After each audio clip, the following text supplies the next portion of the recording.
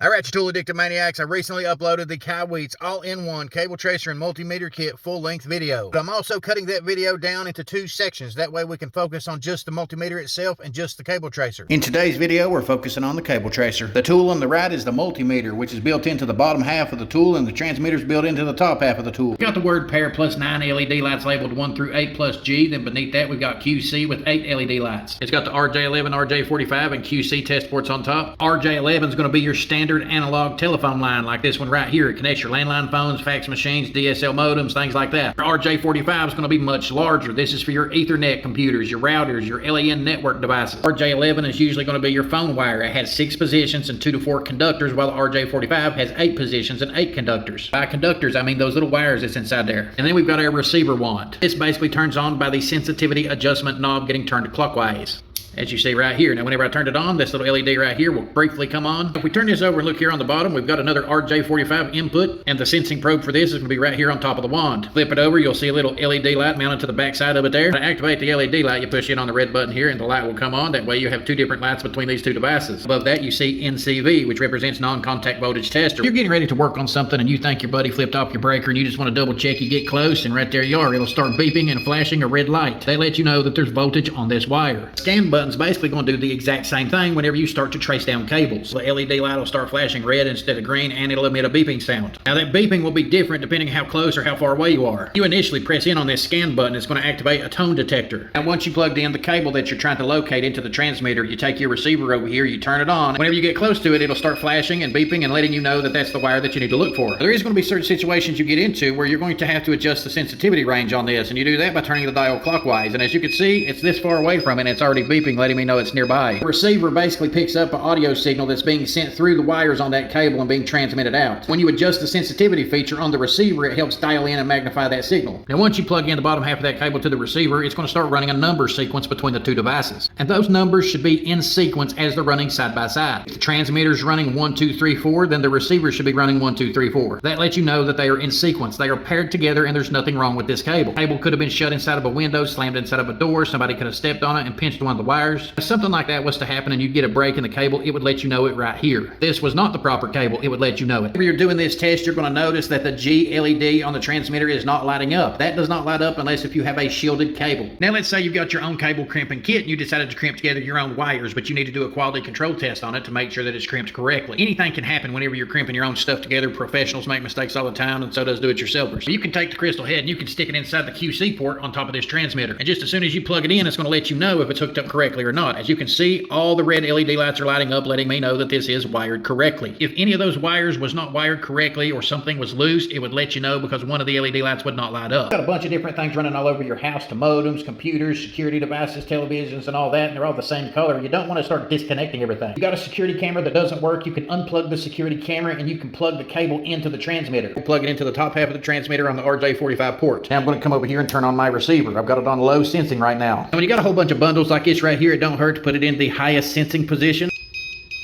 Now we're going to start going over the cables here one at a time.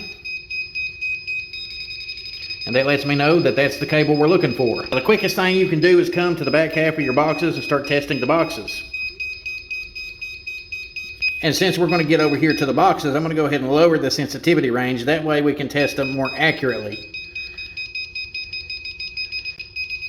And as you can see, when you find the correct cable, the faster the beep and the faster the LED light will flash red. That lets me know the cable that we're looking for is this one right here on the bottom. It'll save you a big headache trying to guess which cable goes to what. You can accurately pick it out the first time and figure out what the problem is from that point. That's when you can plug that cable in from the transmitter over here to the receiver and do a test on the cable itself. I went ahead and turned the receiver off, and I plugged in the cable to the bottom half of the receiver. Now you're going to notice that the pairing numbers are starting to go off in sequence. It's letting me know that this cable is good. If they're out of sequence in any way, then it lets me know that there's a problem with the cable. I want to have an orderly sequence and not a disorderly sequence. I am out in the field whenever I'm testing on this. I'm coming across a bunch of different scenarios where I'm just going to pull this thing out and use it and see how it does. But I wanted to point out this is your RJ11, just like your regular phone, okay? Now you plug it in on the right hand side right there. You can also plug it into your receiver. Now it's doing the exact same thing as it would with the Ethernet cable. It's going to run the test on it to make sure everything is paired up. But don't let it fool you though, because the port is wider than what the RJ11 is. Now let's say you've got a phone jack inside your wall like this one right here, but it's not working working properly. You could pull it out, you can check the wiring in behind it, you can make sure that everything is plugged up and working correctly there. Now, there's one adapter that you get, the little clip on it is facing toward me, and on this end it's facing the other way. This is pretty well what this is made for. You can easily take it and plug it in. You have verified that the wires and everything in the rear of the plate is hooked up the way they're supposed to be. You need to trace down the line. Your lawn care guy could have been over here cutting grass at your house and cut your phone line outside. You don't know where it's at. Since I do install stuff like this from time to time, I've actually got me a phone jack right here. Took the RJ11 cable that come in the kit, plugged it into the transmitter, turned it on, then I plugged it into the phone jack. You want to get your receiver out, turn it on, and then you can go around the side of your house and start looking for it.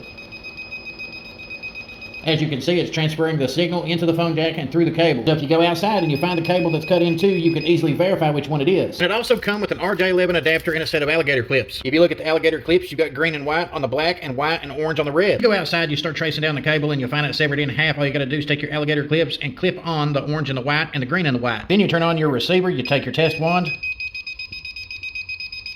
and you finish tracing down where the wire goes to. At that point, you would have verified where the wire starts at inside your house, where the break is in between the wire, and where it connects to outside. What's left after that is getting the correct tools to crimp it with or replace the wire. Now we plugged in the alligator clips with the RJ11 connector into the QC. It's letting us know wires number 4 and 5 is what we're looking at. If you decide to repair the damaged line and end up wiring something backwards, you would find out as soon as you tried to map and pair it. I believe you can do this exact same test with the adapter that I've got plugged into the jack right there, or with the alligator clips. I have it plugged in, I've turned on the transmitter. As you can see, we've got the sensing mode going, so I can locate the wire. Come down here where the ends are exposed.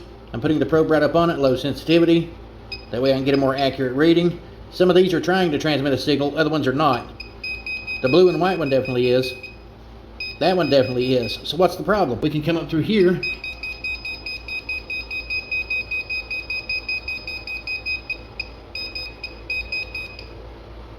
Now we have lost contact.